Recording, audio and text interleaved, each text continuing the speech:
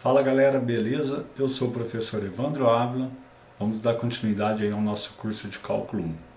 A gente está falando um pouco ainda sobre o tópico de funções e na aula de hoje a gente vai falar um pouco sobre as funções polinomiais, em especial as funções de primeiro grau, ok? Qualquer dúvida, crítica, sugestões podem me mandar mensagens por e-mail que está aqui na tela, na nossa página no Instagram ou no nosso canal no YouTube. É importante que você se inscreva no canal para que você possa se manter sempre atualizado do que acontece na nossa disciplina, ok? Vamos lá? Bom, então vamos trabalhar as funções polinomiais. São funções segundo o modelo que eu coloco aqui na nossa tela. Em especial, pessoal, a gente vai trabalhar as funções de primeiro grau e as funções de segundo grau, né? Então, na função de primeiro grau, cujo modelo é ax mais b, eu quero trazer alguns exemplos para vocês de aplicação. Quando que a gente vai usar um modelo de função de primeiro grau? Em que momento isso é plausível? Então, quando a gente está num experimento, a ideia por trás que possa trazer esse experimento, o conhecimento prévio do pesquisador, é importante para que ele consiga, estudando as variáveis presentes no experimento, definir o modelo adequado para aquele experimento. A função de primeiro grau ela é plausível quando há uma proporcionalidade constante na relação entre essas variáveis. Então, eu trouxe esse exemplo da temperatura de uma substância em função do tempo. Imagina que a temperatura de uma substância é de 30 graus. E a gente sabe que ela aumenta 10 graus por minuto, sempre. Ou seja, a taxa de variação é sempre positiva e sempre igual a 10. A todo instante aumenta 10. Isso é características de funções de primeiro grau. O modelo que melhor se adapta a esse tipo de experimento é a função de primeiro grau. Beleza? A gente vai chegar... como que a gente pode chegar de fato nessa função t igual a 3 mais 10t? Tá? Eu só trouxe aqui para você entender que, por exemplo, para t igual a 4, por que eu acho 70? Basta fazer 30 mais 10 vezes 4. Ou seja, 30 mais 40, a temperatura seria de 70 graus Celsius, conforme mostra a tabela abaixo. Como chegar nesse modelo, a gente vai ver futuramente, beleza? Fazendo o gráfico dessa função, repare que eu chego numa reta. Essa é uma informação importante. O gráfico da função de primeiro grau sempre será uma reta, sempre, tá? A gente sabe que o modelo é da forma y igual a ax mais b, né? No caso aqui eu escrevi b mais ax, aí a ordem não é importante, tá? Mas sempre que a gente tiver um modelo matemático da forma y igual a ax mais b, o gráfico desse modelo matemático será uma reta, beleza? Bom, uma outra aplicação, a mesma ideia, mas repare que agora a temperatura varia com o tempo de maneira uniforme, diminuindo 10 graus por minuto. Mas uma outra coisa que eu chamo a atenção é você perceber que é de maneira uniforme, ou seja, a taxa de variação entre as variáveis envolvidas no exercício ainda é uniforme. Então, repare que inicialmente, né, tempo igual a zero era de 30, e a cada minuto que passa eu perco 10 graus, a substância perde 10 graus. Então, depois de 2 minutos, 10, 3, 0, 4, menos 10 e assim por diante. A taxa de variação de temperatura ela é negativa, de 10 graus por minuto. Então, uma maneira da gente modelar essa ideia, você vai ver depois como que a gente vai chegar, seria falar que a temperatura é igual a 30 menos 10T. Fazendo um gráfico dessa situação problema, a gente chega, obviamente, numa reta, já que a gente já comentou aqui que todo gráfico de uma função de primeiro grau é uma reta, ok?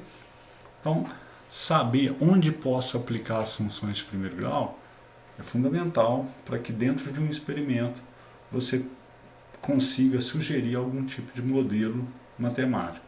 Então não tem sentido você estar dentro do laboratório, fazendo algum tipo de experimento que você percebe que há uma relação entre as variáveis envolvidas no experimento, elas variam de forma proporcional e constante, você querer modelar segundo uma função de segundo grau, ou segundo uma função exponencial, ou outro tipo de modelo. O melhor modelo que se adapta a esse experimento é a função de primeiro grau. Beleza? Bom, ok, vamos lá, vamos estudar um pouco melhor a função polinomial de primeiro grau. Então, o modelo é y, que a gente já sabe, né, que é f de x igual a x mais b. O a é um número real, diferente de zero, porque se o a for zero, a função se torna uma função constante, né, e o b é qualquer número real. O domínio e a imagem da função afim são reais. A gente já estudou sobre o domínio e, em cima do modelo matemático, o domínio é real. A gente sabe que pode ser que haja algum tipo de restrição no domínio pela ideia do contexto, né? Mas, a princípio, pelo modelo matemático, o domínio da função de primeiro grau e a imagem são reais. Repare que nesse modelo, se b for zero, a gente tem a função f de x igual a x, e ela vai ser chamada de função linear. E se o a for zero, eu já comentei, a função é chamada de função constante. Eu trago alguns exemplos de funções, pessoal, e aí eu chamo a atenção que alguns alunos confundem, acham que o fato da função apresentar x seja uma função de primeiro grau. Então repare que f de x igual a 2x menos 7 é uma função de primeiro grau. Todas essas funções que eu coloco de cor preta são funções de primeiro grau. Ou seja, são funções escritas da forma ax mais b, né? Em vermelho, eu coloco a função 2 sobre x menos 7, que é uma função que a galera confunde muito, achando que é uma função de primeiro grau, pelo fato de aparecer um x ali, né? Repare que essa função não pode ser escrita da forma ax mais b. O x está no denominador, tá? Então essa função r de x não é uma função de primeiro grau, não é uma função polinomial. Beleza? Vamos falar um pouco sobre os coeficientes dessa função de primeiro grau. Ou seja, falar um pouco sobre o a e um pouco sobre o b. O que é o a da função de primeiro grau? Ele vai ser chamado de coeficiente angular ou taxa de variação. Nós aqui do curso de cálculo vai trabalhar muito com a ideia de taxa de variação. Então a interpretação do a como taxa de variação é uma interpretação muito importante para nós. Então o a ele representa a taxa de variação de y por unidade de x. Então o quanto que o y se altera por unidade de x. E ele pode ser dado por essa expressão, variação do y pela variação do x. Tá? Então repare que nos dois exemplos que nós trabalhamos, a taxa de variação da temperatura em função do tempo, do primeiro exemplo, ela era positiva e igual a 10. Por isso que o a vale 10. No segundo exemplo, a taxa de variação da temperatura em função do tempo, ela era negativa porque ela diminuía e ela valia 10. Então, por isso que nessa expressão o a vale menos 10. Tá? O a é o termo que acompanha o x no modelo, né? Então a gente pode fazer essa interpretação. No primeiro modelo, entendendo que o a vale 10, significa que a minha temperatura aumenta 10 graus por unidade de x, ou seja, por unidade de tempo. Ok? E a mesma ideia do segundo exemplo. Um pouco ainda sobre o a gente já comentou que toda função de primeiro grau, o gráfico é uma reta. Esse a, ele é chamado de coeficiente angular porque ele também determina a inclinação da reta. Então, se a gente tiver um a positivo, igual a gente teve no nosso primeiro exemplo, a gente tem uma inclinação para a direita. Se o a é negativo, a gente vai ter uma inclinação para a esquerda. No primeiro exemplo, nós trabalhamos a temperatura subindo 10 graus por minuto, o A positivo, por isso que a gente teve o gráfico igual da ilustração 1. Então, a gente tem um gráfico com inclinação para a direita. No segundo exemplo, que a gente tinha uma taxa de variação negativa, ou seja, o A negativo, a gente tem um gráfico com inclinação para a esquerda. Ok? Bom, importante, quanto maior o valor de x, quanto maior o valor de A, ou seja, quanto maior o coeficiente angular ou a taxa de variação, maior é a inclinação da reta. Então eu trago alguns exemplos em que o A vale 1, depois o A vale 2 e depois o A vale meio. Repare que na ilustração, A igual a meio tem uma inclinação, A igual a 1, uma inclinação maior, A igual a 2, uma inclinação maior ainda. Então, quanto maior o valor do A, mais inclinada essa reta estará. Ok? O mesmo acontece quando o A é negativo. Maior a inclinação, porém inclinada para a esquerda. Beleza? Bom, esse A, a gente já comentou que ele pode ser dado pela variação do y, pela variação de x, pela própria interpretação dele. Ele é o quanto que a variável y varia por unidade de x. No entanto, você pode perceber que uma outra maneira de demonstrar essa fórmula é você achar que o A é a tangente de alfa, em que alfa é o ângulo entre o eixo x e a reta. É exatamente o ângulo de inclinação dessa reta. Repare que eu posso montar um triângulo retângulo em que a tangente de alfa é a variação de y sobre a variação de x, já que o cateto oposto a alfa é a variação de y e o cateto adjacente a alfa é exatamente a variação de x. Beleza? Então A, como ele pode ser dado pela variação de y pela variação de x, obviamente ele é a tangente de alfa, alfa sendo esse ângulo entre o eixo x e a reta. Beleza? Bom, e o B? O B é o coeficiente linear.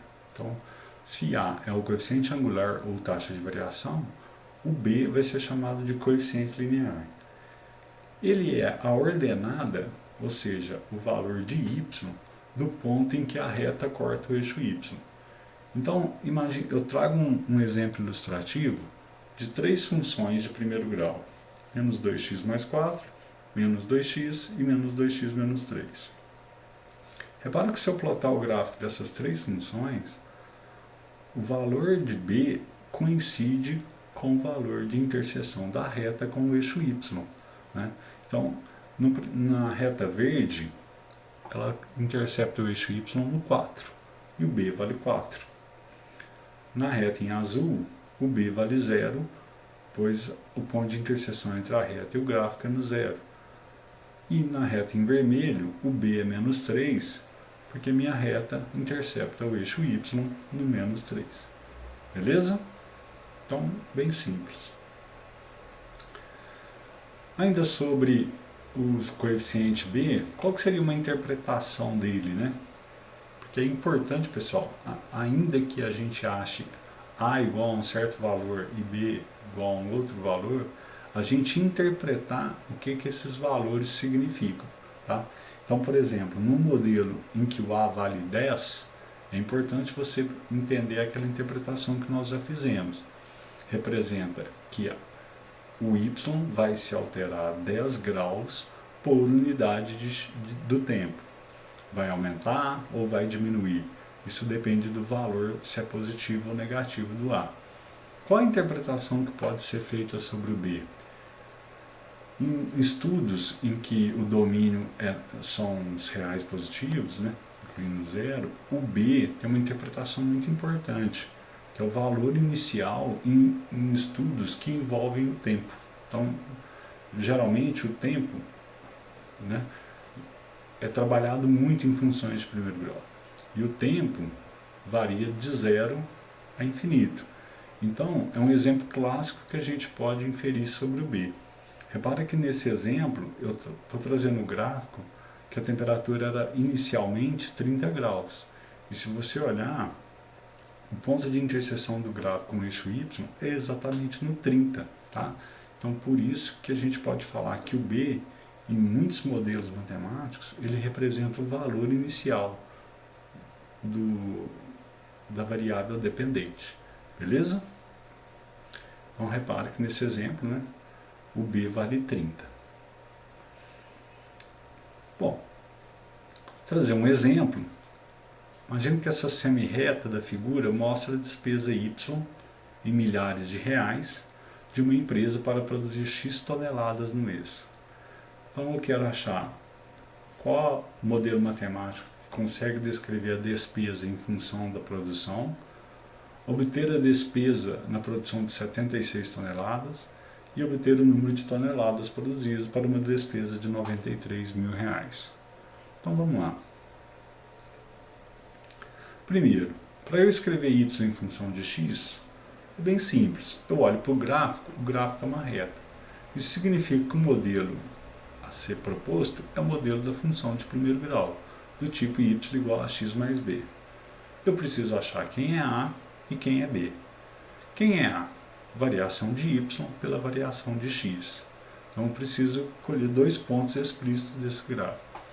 Então repare que quando y é 60, x é 40. Quando x é 0, y é 30. Então eu faço variação de y pela variação de x e acho o valor de a igual a 3 sobre 4. Para achar o valor de b, eu posso usar um conhecimento prévio que eu tenho, de que b é o ponto de interseção da reta com o eixo y. Nesse caso é bem explícito que b vale 30.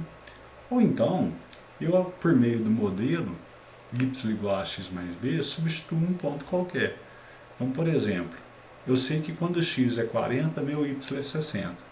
Então, eu tenho y, 60, é igual a a, que eu acabei de achar, vezes x, para y igual a 60, meu x é 40, mais b. Eu chego no mesmo valor que b igual a 30. Então, você pode calcular o valor de b, ou simplesmente usar a ideia, a interpretação do que vem a ser o b como um coeficiente linear. Beleza? Com o modelo em mãos, você tem o a e o b, né? Você pode fazer qualquer tipo de análise, responder as perguntas b e c. Então, por exemplo, a pergunta b, ele quer a despesa. Se ele quer a despesa, ele quer y. Então, em funções, né, geralmente há esse joguinho. Você tem y e x. Ora, eu te dou y para você achar x. Ora, eu te dou x para você achar y. Né? Então, tendo um modelo em mãos, fica muito simples.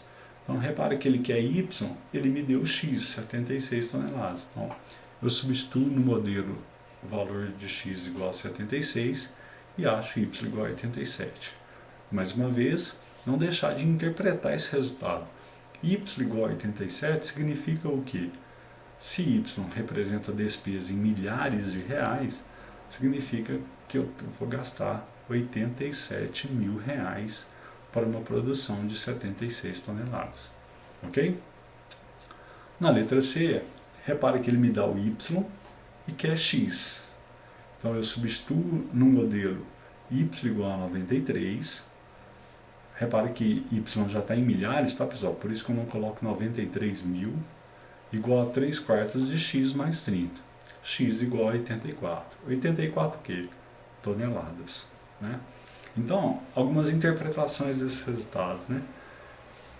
Você pode falar o seguinte: para uma produção de 76 toneladas, há uma despesa de 87 mil reais. Para uma produção de 84 toneladas, há uma despesa de 93 mil reais. São algumas interpretações importantes que você pode fazer desse exercício. Beleza? Bom, vamos lá. Uma outra parte muito importante para nós em funções de primeiro grau é o estudo de sinal dessa função. Para que é importante a gente estudar o sinal de uma função de primeiro grau? Estudar sinal de funções é estudar onde y é positivo, onde y é negativo. Isso é de fundamental importância no contexto de interpretações. Imagina que você esteja fazendo o lucro de uma empresa pelo número de vendas e deu uma função de primeiro grau. Falar em Y negativo significa falar em lucro negativo, ou seja, mais conhecido como prejuízo. Então, entender para quais valores de x e y será positivo, para quais valores de x y será negativo, é uma interpretação gigantesca dentro de uma empresa. Então, fazer o estudo de sinal de funções, em especial neste caso a função de primeiro grau, é super importante. Como que a gente pode fazer esse estudo de sinal? Repare que nos gráficos das funções de primeiro grau, a reta sempre corta o eixo x. A abscissa x do ponto por onde o gráfico da função intercepta esse eixo é chamada de zero, ou a raiz da função. E sempre existe raiz numa função de primeiro grau, ou seja, o valor de x que faz com que f de x seja zero. Então o que a gente faz? A ideia é achar esse valor, estudar onde y é positivo ou onde y é negativo. O primeiro passo é achar onde y é zero, porque zero é o divisor de águas ali dos positivos com os negativos. Então, achando onde é zero, eu vou achar onde é positivo e onde é negativo. Então, imagine que eu tenho a função 3x menos 6. Eu vou achar o valor de x onde ela é exatamente zero. E isso sempre será possível. Então, x igual a 2. Olhando para o gráfico dessa função f de x igual a 3x menos 6, repara que você consegue visualizar que para x maiores do que 2, a minha função é positiva. Para x menores do que 2, minha função é negativa. Para x exatamente igual a 2, minha função é zero. Se eu colocar uma lupa exatamente ali no 2, eu posso fazer essa imagem ilustrativa, mostrando o sinal positivo e o sinal negativo. Lembre que em comportamento de funções, a gente falou que quando o gráfico está acima do eixo x, significa que minha função é positiva. Abaixo do eixo x, minha função é negativa. Então significa que se eu jogar valores da minha função abaixo de 2, os resultados sempre serão negativos. Se eu jogar valores maiores do que 2, os resultados sempre serão positivos. Ok? Um outro exemplo é g de x igual a menos 2x mais 2. Quero estudar onde ela é positiva, onde ela é negativa? Simples. Acha onde ela é zero, x igual a 1. Marca esse ponto. Perceba que ela tem inclinação para a esquerda. Faça o gráfico e você vai perceber que abaixo de 1 ela é positiva. Para frente do 1 ela será negativa, pois o gráfico dela está abaixo do eixo x. Em comportamento de funções, a gente viu isso e como é fácil visualizar por meio do seu gráfico. Ok? Significa então que para qualquer valor de x maior do que 1, meus resultados da função sempre serão negativos. Se eu jogar valores menores do que 1, a minha função será positiva. Cuidado, pessoal, que os alunos aqui confundem muito a ideia de que eu posso jogar valores negativos para x e a função ainda será positiva? Sim, tá? Não é o fato do x ser positivo que garante uma função ser positiva, resultado ser positivo. Não é o fato do x ser negativo que garante o resultado da função ser também negativo. Ok?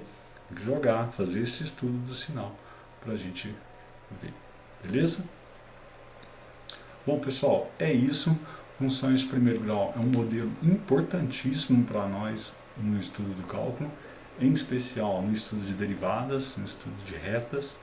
A derivada, depois a gente vai comentar um pouco melhor, vai trabalhar muito com essas ideias, tá? Então, qualquer dúvida, fiquem à vontade para nos procurar. Bons estudos, valeu, um forte abraço.